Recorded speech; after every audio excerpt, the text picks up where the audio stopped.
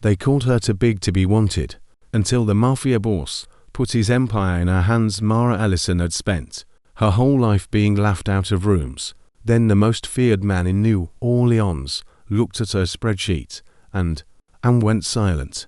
One hidden transfer, one stolen account, one woman everyone called too big to be wanted. And suddenly, she was the only person standing between a Mafia empire and complete destruction. No one at Holberg and Rowe ever saw Mara Ellison as dangerous. They saw a woman in loose black cardigans, a woman who avoided office parties, a woman who ate lunch at her desk because the break room had become a theater for small cruelties. They saw her soft body before they saw her mind. They saw the curve of her waist before they saw the precision of her work. They saw a punchline. That was their first mistake. Mara was 28 years old, 5'5", full-figured, quiet, and terrifyingly good with numbers. She could look at a balance sheet and hear when it was lying.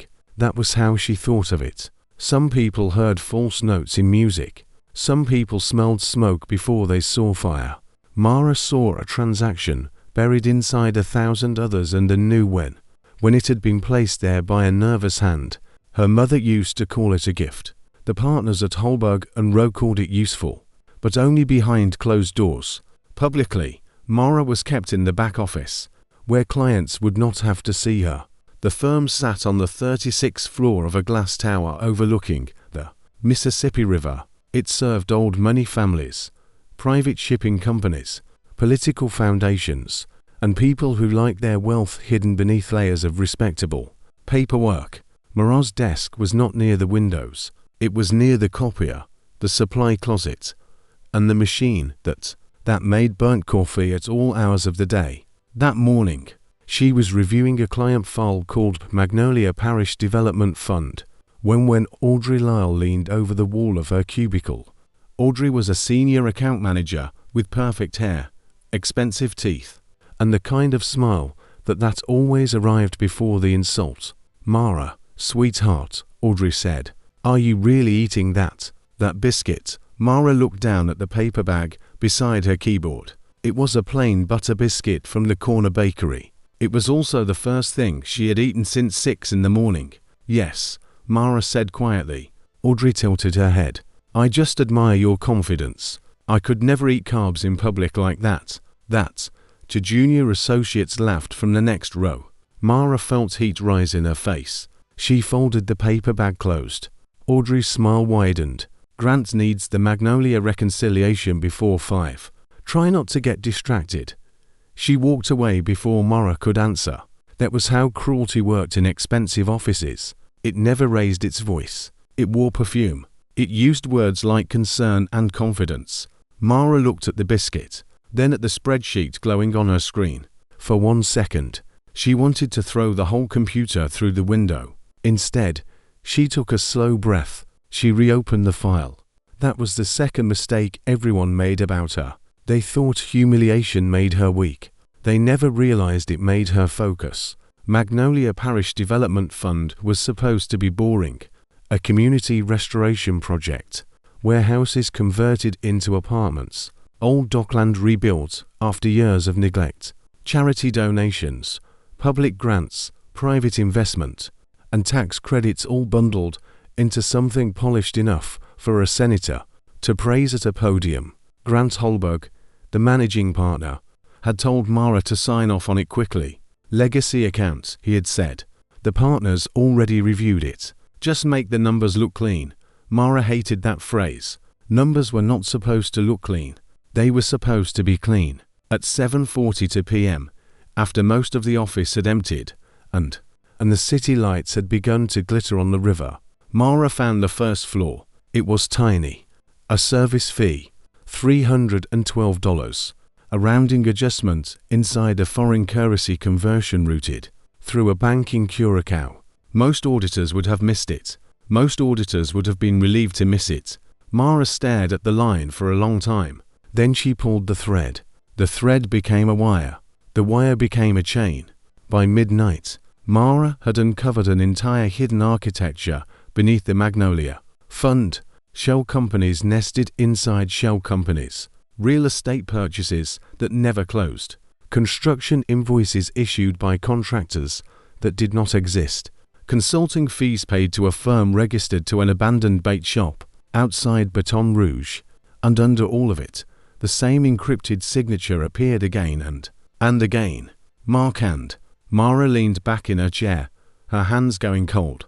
Everyone in New Orleans knew the Marchand name. Not from newspapers, not officially. Officially, Rafael Marchand was a hotel investor, a shipping magnate, a patron of local musicians, and the man who restored half of the French Quarter after the last hurricane season. Unofficially, Rafael Marchand controlled the docks, the river routes, the private casinos, and every debt that powerful men pretended not to owe. People called him the King of the Crescent, never to his face. Mara should have closed the file. She should have gone home. She should have pretended she had seen nothing. But then she saw the second pattern. Money was not just being cleaned. Money was being stolen. Someone inside Holberg and Rowe had been siphoning from the Marchand accounts for 11 months. Not much at first. A little here, a little there, then larger transfers hidden behind fake restoration grants. The latest diversion was $7 million. Mara stared at the authorization stamp. Grant Holberg. Her boss was stealing from Rafael Marchand. Mara's stomach turned. Grant was arrogant. Grant was greedy. Grant was also stupid enough to think expensive suits made him untouchable. She copied the raw files to an encrypted drive she wore on her keychain. Her hands shook so badly she dropped the drive twice. The progress bar reached 99%. Then the elevator doors opened. Mara froze. No one came to the office after midnight, unless something was wrong. Grant Holberg stepped out first. His tie was loose. His face was pale. Behind him came 3 men in dark suits. They were not Holberg and Rowe clients. They moved too quietly. One of them carried himself like a man who had seen the inside of locked rooms and knew how to leave no fingerprints. Grant saw Mara at her desk. His mouth tightened. "Ellison," he said, "why are you still here?" Mara closed the transfer window and pulled up a plain spreadsheet. "You asked for Magnolia before morning." Grant's eyes flicked to the monitor. "You finished it." "Yes." And Mara swallowed. "Everything appears routine." Grant stared at her. She forced herself not to look away. A slow smile spread across his face. "There is a reason I keep you around." The words were not praise. They were ownership.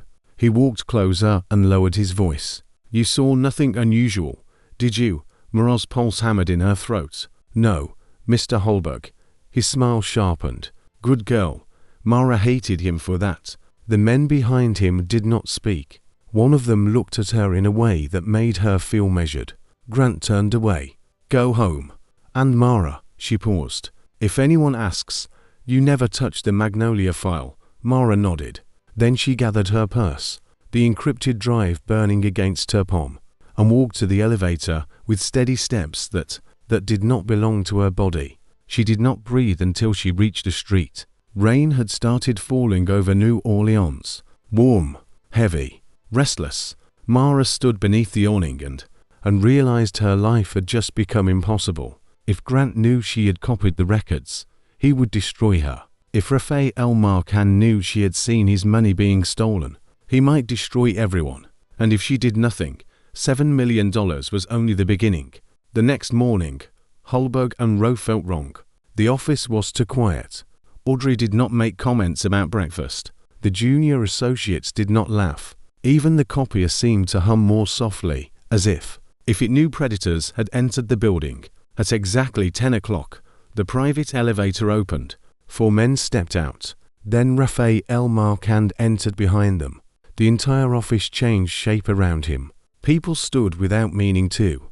Conversations died mid-sentence. Grant emerged from his glass office so quickly he nearly tripped over a chair. "Mr. Marchand," Grant said, forcing a smile. "We were not expecting you." Rafael did not smile back. He was 37, tall, broad-shouldered, and dressed in a charcoal suit that looked severe without trying. His dark hair was combed back from a face too handsome to be kind. There was a thin scar near his left eyebrow, pale against olive skin, but it was his eyes that made Mara stop breathing. They were black, not brown. Black, calm and unreadable, like deep river water at night. "I dislike surprises," Rafael said. His voice was low, controlled, almost gentle. That made it worse. Grant laughed once. "A terrible sound. Of course. Whatever concern you have, I am sure we can resolve it privately." "We will," Rafael said. "Bring me the person who handled Magnolia."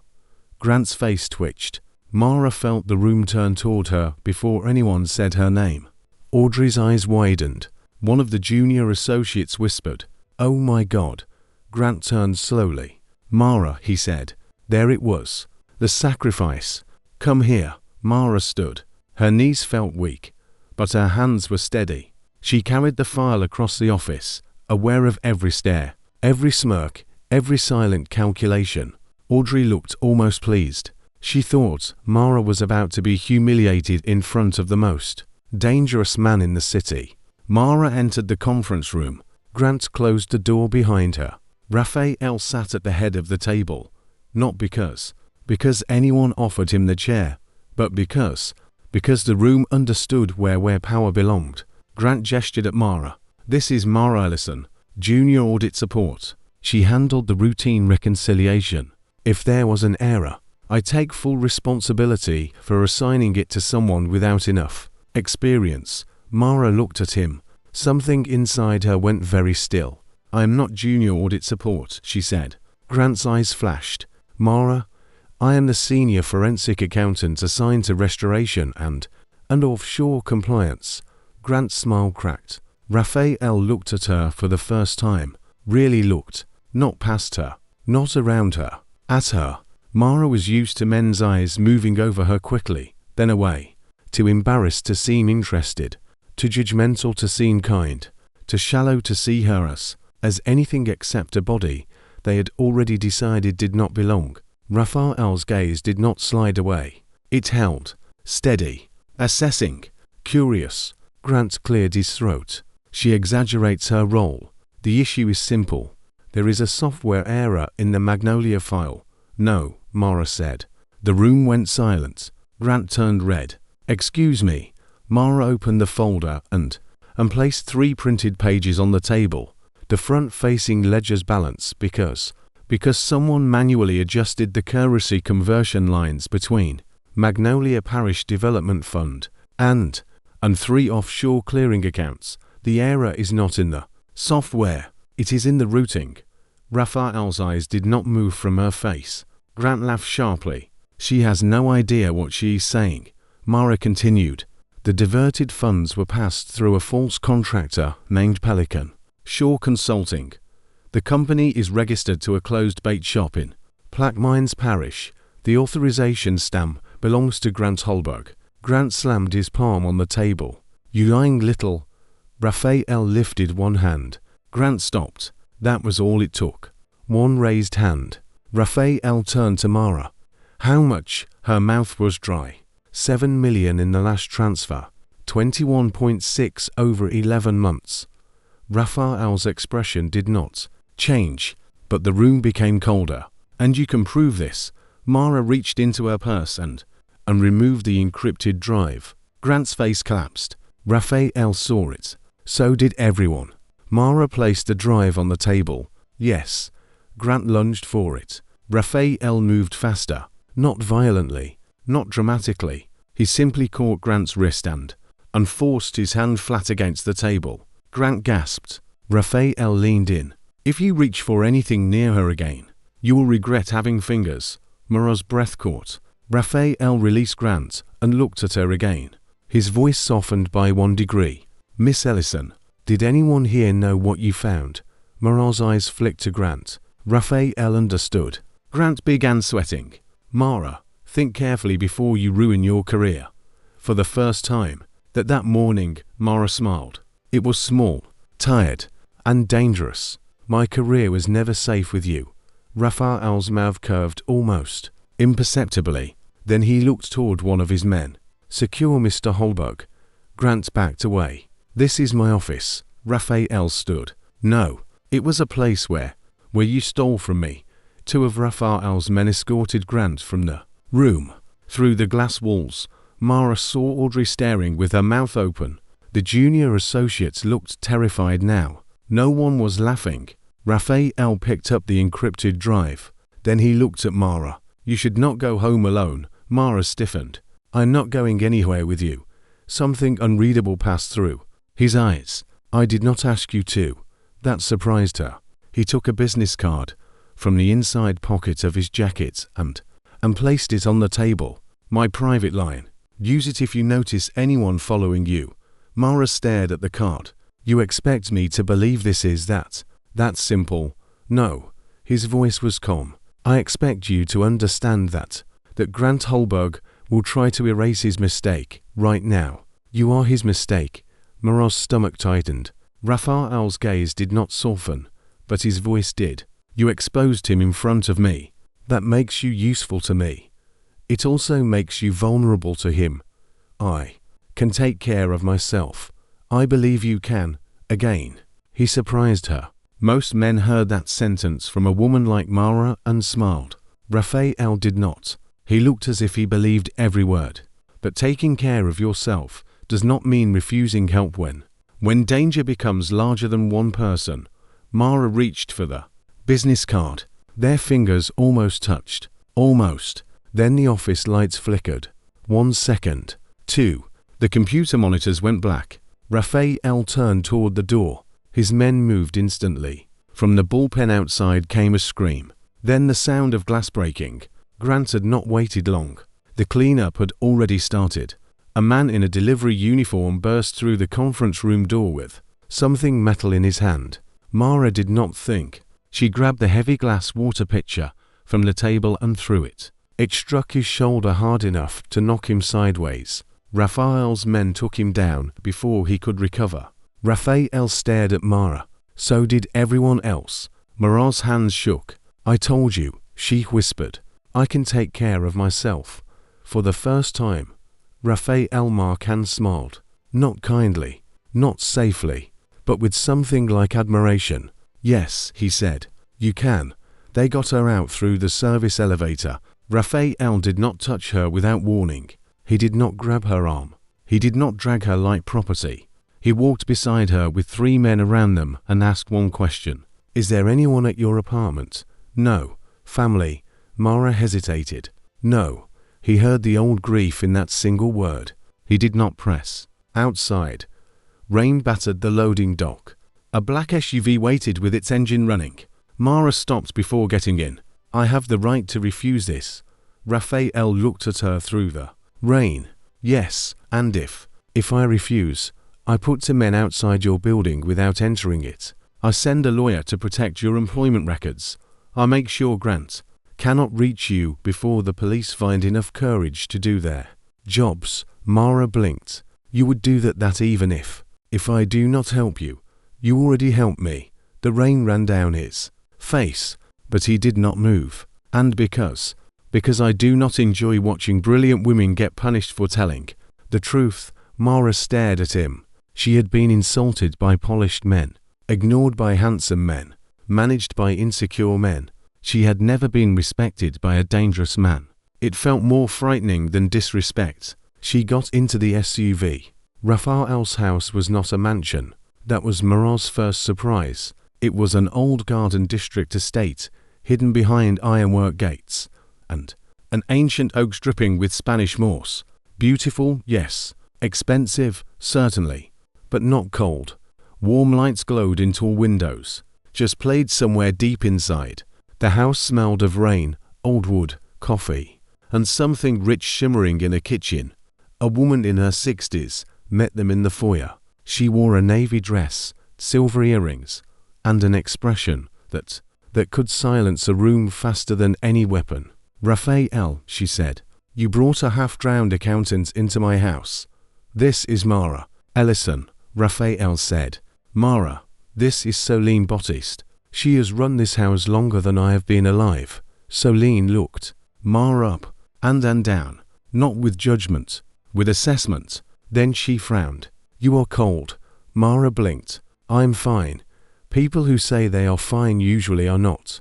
Come with me. Rafael almost smiled.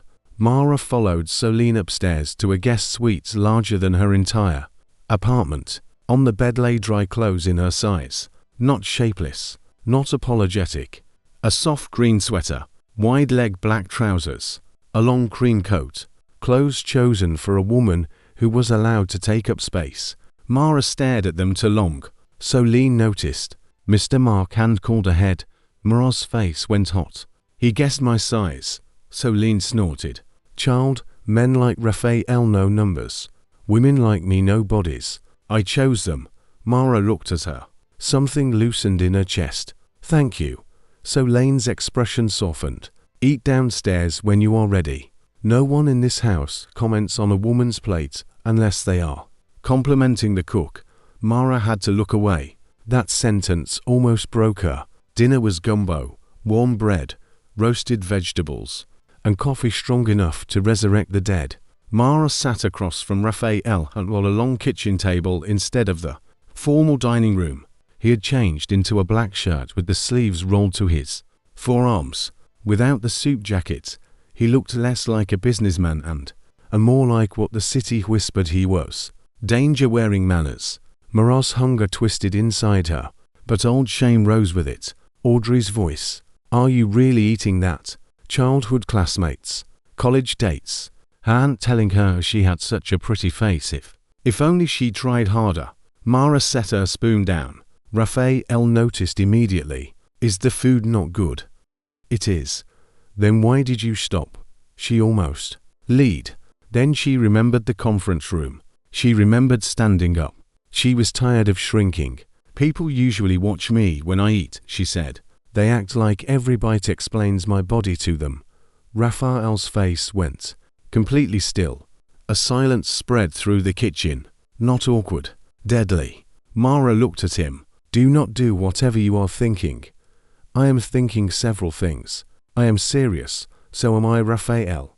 The sound of his name in her voice changed his expression. Just slightly. He leaned back. Then I will only say this. In my house, hunger is not shameful.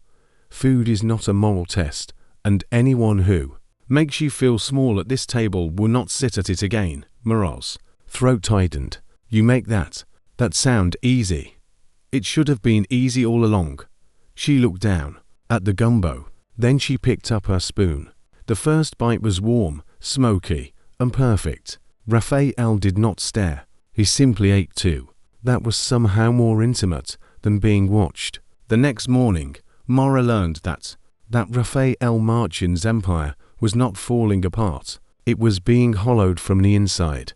He brought her to a secure office beneath the house, where 3 analysts were already working across a wall of monitors. They looked up when she entered. One man frowned. Boss, with respect, she's an outside accountant. Rafael did not look at him. Her outside eyes found a theft your inside eyes missed. The man went quiet. Mara sat at the main console. Files appeared. Shipping ledgers, casino revenue, political donations, construction contracts, charitable trusts, debt notes. It was overwhelming. It should have been chaos.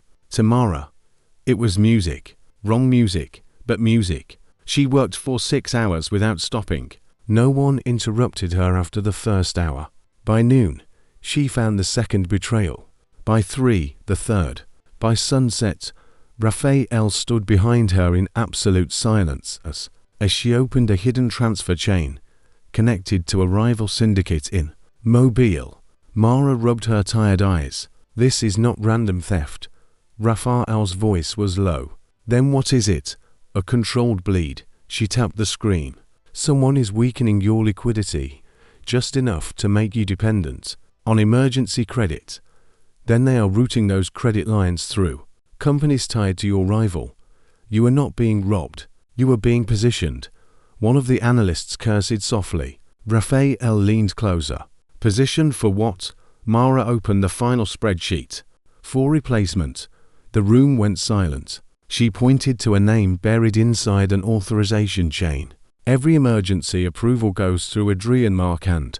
Rafael did not move, but everyone else did.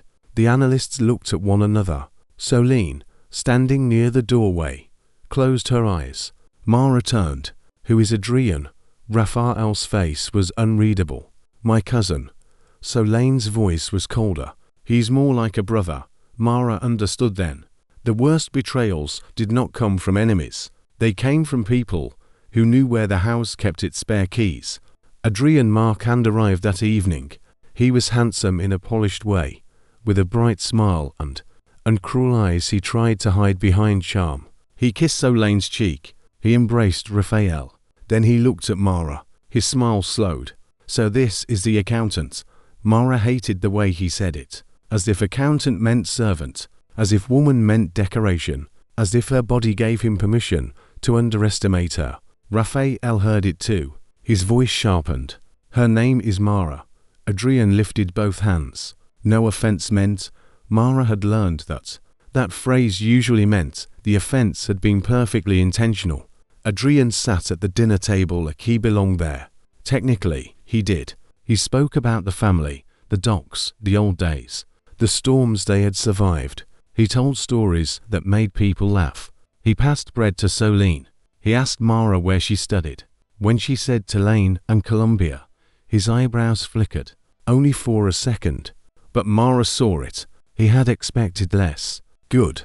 Let him. After dinner, Adrian found her in the hallway near the library. You have made quite an impression, he said. Mara kept walking. I did not come here to impress anyone. He moved beside her. Rafael has a habit of becoming fascinated by broken things. Mara stopped. There it was. The knife hidden inside velvet. Adrian smiled gently. That came out wrong. No, Mara said. It came out exactly how you meant it. His smile faded. She looked him over.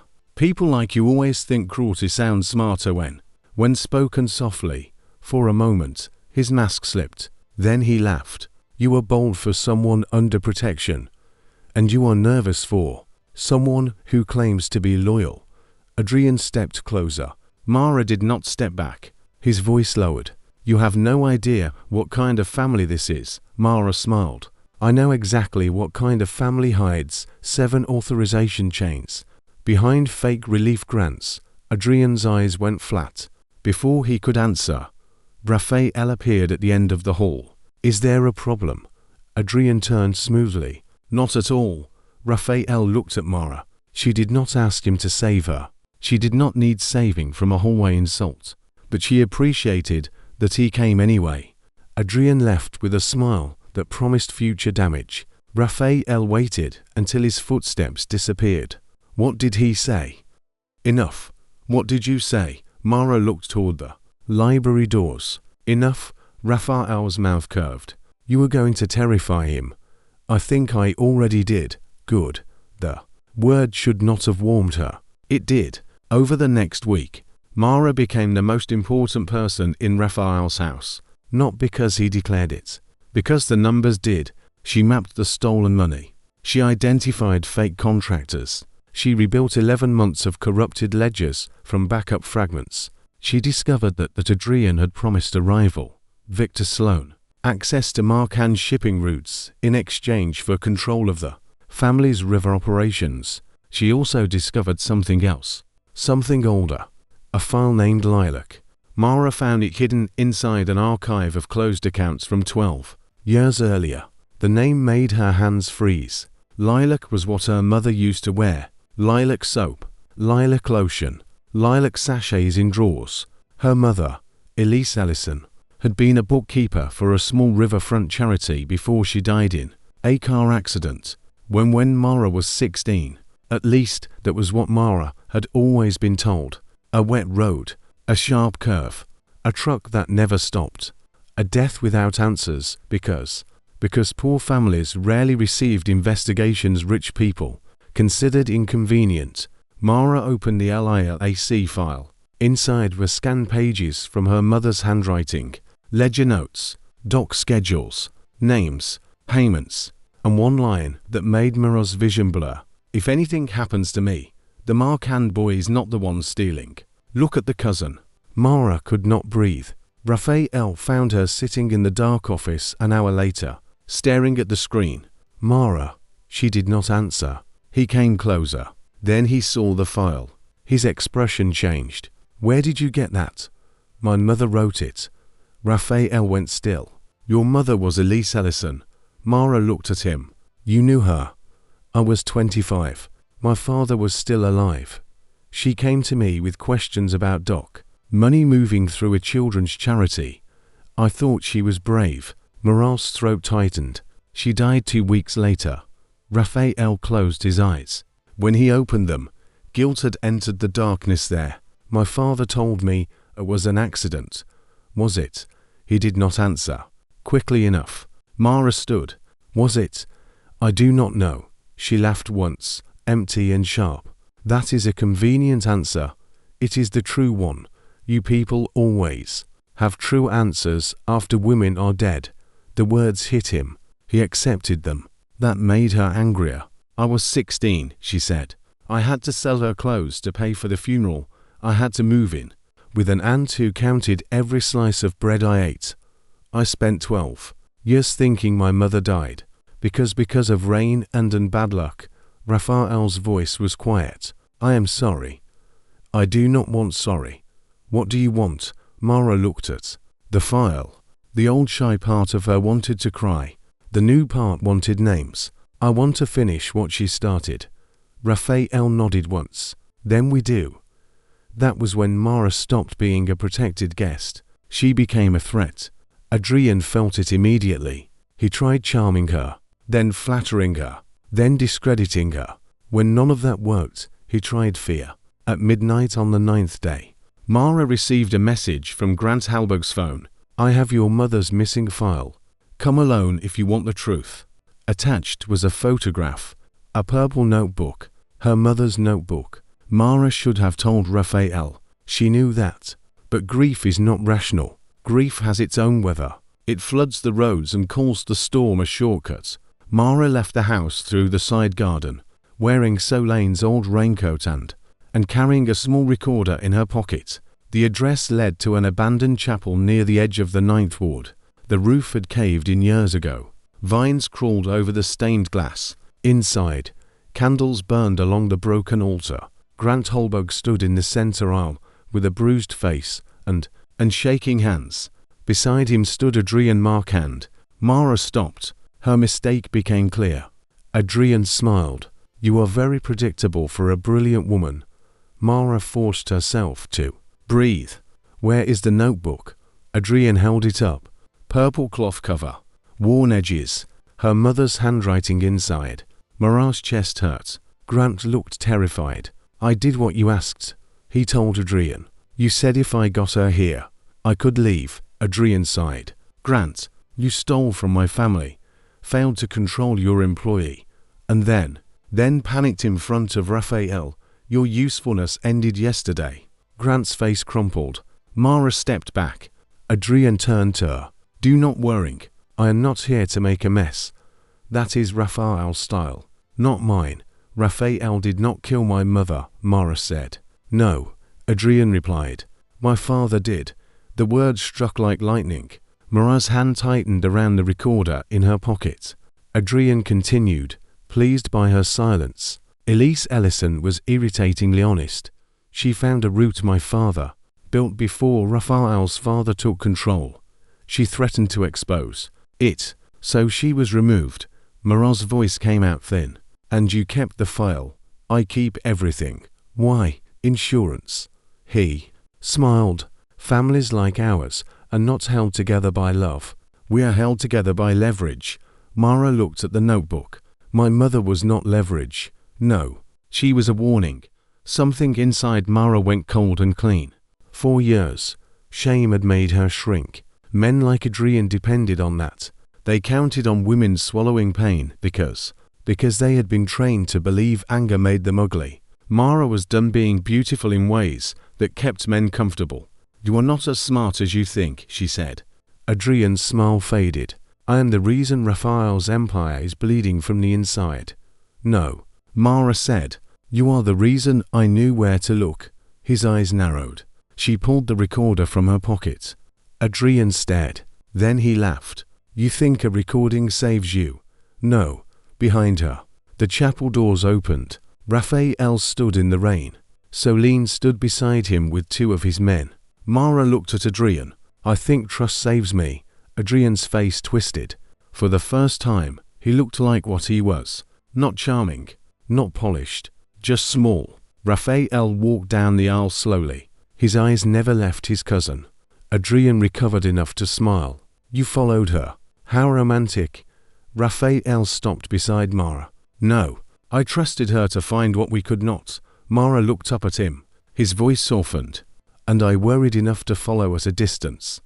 That was fair. She could be angry about it later. Adrian looked from Rafael to Mara. You would choose an accountant over blood. Rafael's expression turned. Cold. Blood is not loyalty. Solene stepped forward. Her face was carved from grief. Your father killed Elise Ellison. Adrian said nothing. Solene's hand shook once. Only once. I held that girl's daughter at the funeral. She whispered. I gave her coffee and told her the pain would get easier. And all these years, the monster was still eating at our table. Adrian's eyes flicked toward the side exit. Rafael saw it. You are finished, he said. Adrian laughed. No, I am prepared. His phone buzzed. Every phone in the chapel buzzed after it. Mara looked down. A message flashed across Rafael's screen. Emergency liquidation triggered. Mara's blood ran cold. Adrian's smile returned. If I go down, the Marchand accounts burn. Every payroll account, every doc contract, every reserve fund, gone by sunrise. Rafael stepped toward him. Mara caught his sleeve. No, he looked at her. She shook her head. He wants you emotional. Do not give him what he built the trap for. Adrian's smile sharpened. There is nothing she can do. The system is already moving. Mara looked at the phone again, then at the notebook in Adrian's hand, then at Grant, who stood trembling beside a broken pew. Grant, she said. He flinched. The emergency liquidation. You built the whole bug side. Grant's eyes darted to Adrian. Mara stepped closer. You are going to federal prison no matter what. But if this system drains payroll accounts tied to legal businesses, thousands of workers lose wages by morning. Grant swallowed. Adrian snapped. Do not answer her. Mara ignored him. My mother died because men like him thought ordinary people were collateral. Do not make the same choice. Grant's face crumpled. There is a mirror server, he whispered, at Holberg, cold storage. If you reverse the authentication chain before the second phase, you can stop the liquidation. How long? 22 minutes. Rafael was already moving. Mara grabbed the notebook from Adrian's hand as one of Rafael's men restrained him. Adrian cursed behind her. She did not look back. The drive to Holberg and Row took 17 minutes. Mara spent all 17 in the back of Rafael's car with a laptop, balanced on her knees, tearing through layers of code that Grant explained over a shaking phone. Rafael sat beside her, silent, not because he had nothing to say, because he understood that her mind needed room. That may have been the first moment Mara realized she was falling in love with him, not when he protected her, not when he looked at her like she was impossible to ignore, but when he gave her silence without making her ask for it. They reached the tower with 5 minutes left. The lobby security tried to stop them. One look at Rafael ended that idea. Mara ran barefoot because her heels slowed her down. She did not care who saw. She did not care how her body moved, how her breath sounded, how her sweater clung to her. She was not a woman trying to be smaller anymore. She was a woman carrying an empire in her hands. At the 36th floor, Audrey stood near the reception desk, clutching her purse. She stared at Mara. What is happening?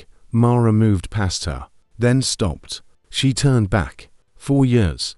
She had imagined what she might save if she ever became powerful enough to make Audrey feel small. Now that the moment had arrived, revenge felt cheap. Mara only said, "Move." Audrey moved. The cold storage server was behind Grant's private office wall, hidden in a panel beneath a framed diploma. Mara ripped the panel open. Rafael's men connected the hardware. The countdown on her laptop hit 1 minute and 12 seconds. Mara's fingers flew over the keys. Lines of code streamed across the screen. The system fought her. Adrian's trap was elegant. Grant's architecture was sloppy. Mara used the sloppy part to break the elegant part. 40 seconds. Rafael stood behind her. One hand braced on the desk. 30. Mara found the authentication loop. 20. She injected a false approval token. 10. The system rejected it. Mara cursed under her breath and switched strategy. 5. 4. 3. She opened her mother's lilac file and found the original root certificate Elise had copied 12 years ago. 2. Mara entered the key. 1. The screen went black. For 1 second, no one breathed. Then green text appeared. Liquidation halted. Payroll restored. Emergency archive transferred. Mara leaned back. Her hands were numb. Rafael exhaled like a man returning from the dead. One of his men whispered, "She did it." Rafael looked at Mara. "No," he said. "She conquered it." Mara laughed because she might cry otherwise. Then the screen refreshed. A second message appeared. Archive destination complete. Mara froze. Rafael leaned in. "What is that?" Mara opened the destination log. Then she smiled. Not small. Not shy. Not apologetic. "My mother's root certificate was tied to a public integrity archive. When I used it, Adrian's files copied automatically. To where? Where?" Mara looked at him. "The State Attorney General, 3 newspapers, and every legitimate business partner your family has." Rafael stared at her. Then he laughed. It was the first real laugh she had heard from him. Deep, ragged, a little stunned. "You just put my family's sins on the front page." "No," Mara said. "I put Adrian's crimes where he cannot buy them back." Rafael's eyes burned with something fierce and bright. "Do you understand what you are?" Mara lifted an eyebrow. "Tired, dangerous." She looked at the green text on the screen. For the first time in her life, that word did not feel like an insult. It felt like a dress that finally fit. 3 days later, New Orleans woke to headlines that rewired the city. Marchand insider linked to restoration fraud. Holberg partner cooperates in financial corruption probe. Whistleblower files reveal 12-year cover-up in River charity. Scandal. Elise Ellison's name appeared on the front page. Mara bought every newspaper she could find. She laid them across her kitchen table in her small apartment and cried until the print blurred. Her mother had not been forgotten. Her mother had not been crazy. Her mother had been right. Rafael arrived at noon with coffee, bayonets, and no bodyguards inside the apartment. He knocked. He waited. When Mara opened the door, he did not ask to come in until she stepped aside. That mattered to her. Everything mattered now. He looked around the apartment, taking in the books stacked on chairs, the thrift store lamp, the framed photograph of Mara and her mother on the wall. In the picture, Elise Ellison had one arm around her daughter's shoulders. Mara was 15, round-faced, smiling with braces and hope. Rafael stood before the photograph for a long time. "She deserved better," he said. Mara stood beside him. "Yes, so do you." She looked at him. "Do not say things like that unless you mean them," he turned. "I mean them." The room went quiet. Outside, rain tapped softly against the window. Rafael reached into his coat and removed a folder. Mara sighed. "If that is a job offer, I might throw coffee at you." "It is not a job offer." She opened it. Inside were incorporation papers for the Elise Ellison Financial Justice Fund. Mara stared. Rafael said, "Seed money. No conditions. No ownership from me. No Marchand control. The fund will support whistleblowers, low-income forensic audits, and families harmed by financial abuse." Mara's throat closed. "You did this without asking me." "I prepared it without asking. It does not exist unless you want it." She read the first page again. Her mother's name looked almost alive in print. "What do you want from me?" Rafael's answer came without hesitation. Nothing you do not choose to give. Mara closed the folder slowly. That is a dangerous answer from a man like you. Yes, at least you. No, I know what I am, he said. But I am trying to learn what I do not have to be. Mara looked at him. Then, really looked. Not the king of the crescent. Not the man with enemies, guards, money, and sins. The man who had followed her into rain. Stood still while she saved his world. And accepted the truth when it wounded him. I will run the fund, she said. His eyes softened. And Holberg. I am resigning. Good. And Audrey. His face hardened. Mara, no revenge. She tormented you. She is not worth my future. Rafael studied her, then nodded. Mercy looks different on you than it does on most people. It is not mercy. It is budgeting. I have limited energy. He smiled. You are extraordinary. Mara felt the old reflex to deny it, to lower her eyes, to say no, not really. Instead, she let the compliment stand. Yes, she said softly. I think I might be. 6 months later. No one at Holberg and Rowe laughed. When Mara Ellison entered a room, mostly because Holberg and Rowe no longer existed, Grant Holberg testified. Audrey Lyle became a minor footnote in a civil lawsuit and moved to Dallas to sell luxury condos to women who probably disliked her instantly. Adrian Marchand went to trial with the kind of expensive lawyers guilty men buy when sleep stops coming. Rafael rebuilt his organization with brutal precision, cutting away the roots that had made men like Adrian powerful. He did not become innocent. Men like Rafael did not transform into saints because a woman loved them, but he became cleaner in the places Mara touched, more careful, more accountable, more aware that loyalty without truth was just another form of rot. The Elise Ellison Financial Justice Fund opened in a renovated bank building near the river. On opening night, the lobby filled with lawyers, journalists, dock workers, accountants, mothers, daughters, and people who had spent years believing no one powerful would ever care what had been stolen from them. Mara wore a deep emerald dress Celine had chosen. It followed her curves instead of hiding them. For once, she did not pull at the fabric. She did not cross her arms over her stomach. She did not apologize for the space she occupied. When she stepped onto the small stage, the room quieted. Rafael stood near the back wall, not because he was hiding, but because he knew this was her night. Mara looked at the photograph of her mother displayed beside the podium. Then she looked at the crowd. My mother taught me that numbers remember what people try to bury, she said. Her voice shook once, then steadied. 4 years. I thought being overlooked was my weakness. I thought if people did not see me, it meant I had failed to become someone worth seeing. She paused. A woman in the front row wiped her eyes. Mara continued. I was wrong. Being overlooked taught me to observe. Being underestimated taught me to prepare. Being mocked taught me that cruelty is often the sound insecure people make when they recognize strength they cannot control. Across the room, Raphael's eyes never left her. Mara smiled. This fund is for everyone who has been told they are too small, too poor, too ordinary, too difficult, too emotional, too much, or not enough. Bring us the papers. Bring us the ledgers. Bring us the stories no one believed. Her hand rested lightly on the podium. We will listen. We will look. And when the numbers tell the truth, we will make sure the world hears them. The applause rose around her. Not polite applause. Not charity applause. The kind that comes when people are not just impressed, but seen. After the ceremony, Rafael found her on the balcony overlooking the Mississippi.